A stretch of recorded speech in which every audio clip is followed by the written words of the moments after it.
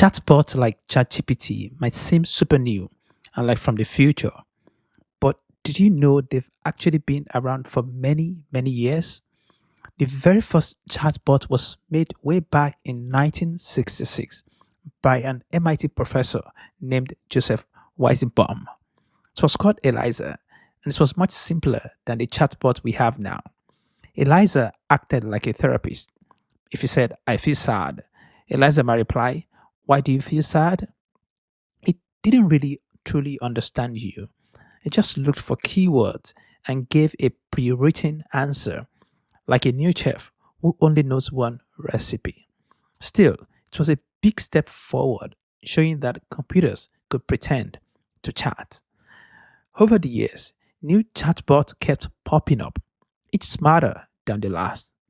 And now we have a brand new wave of AI chatbots like ChatGPT, Gemini, Copilot, Perplexity, Claude, DeepSeek, and many more. This modern chatbot can talk about almost anything. But what is really behind this text box you type into?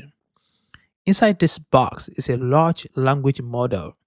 That's a fancy way of saying a big math system trained on tons of text from the internet. And its main job is to guess the next letters or words that should be in a sentence. So when you type a text into the text box and you press enter, the chatbot quickly completes your sentence by guessing what comes next and serves you a response. The best way to think of it is like a drive-through restaurant. You place an order, you ask a question, and in seconds or minutes, you get your meal, your answer. But how is your meal prepared so fast? And what happens behind the scenes in the kitchen? Before you even type your question, the chatbot has already gathered, cleaned, prepared all its ingredients or text or data. This is like when your favorite drive-through restaurant gathers all the ingredients they will need before you order your meal. This is called the pre-training phase. And the first step in this phase is to collect a huge amount of text from the internet. But we don't just dump all those texts right into the chatbot. We need to clean them first, like picking good fruit and veggies for a meal. Here is a process that shows how the data is cleaned and filtered. Number one, URL filtering. This is like choosing fresh ingredients. We start with web addresses, URLs that are likely to have good text. That means avoiding spammy or low quality sites. Next is text extraction. Now we take the text off the web pages, removing stuff we don't want, like hats or messy code. Language filtering. Picture making an Italian dish, but you grabbed a Japanese spice. Here, we make sure the text is the language we want, often in English. Next is gopher filtering. We remove old or low quality text. It's like tossing out stale bread. Next, min ash deduplication. We don't want to repeat the exact same recipe many times. This step removes duplicate or nearly duplicate text.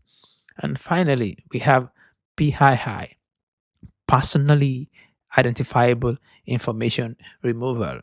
We'll make sure to remove private information like names or phone numbers to keep people safe. Time for a pop quiz. Which step is like checking your ingredient for freshness? A. URL filtering. B. Language filtering. C. Gopher filtering. And finally, min ash deduplication. After all this cleaning, we have a giant pile of good text ready to be fed into the language model. And that's where the real cooking happens, using super fast computers to teach it how to predict what words come next. But computers don't understand text or words like we do. They only understand numbers. So we need to convert our text into numbers first, a process called tokenization, the second step in the pre-training phase, which we'll talk about in our next episode. Check out our previous episode on LLMs to learn more about large language models.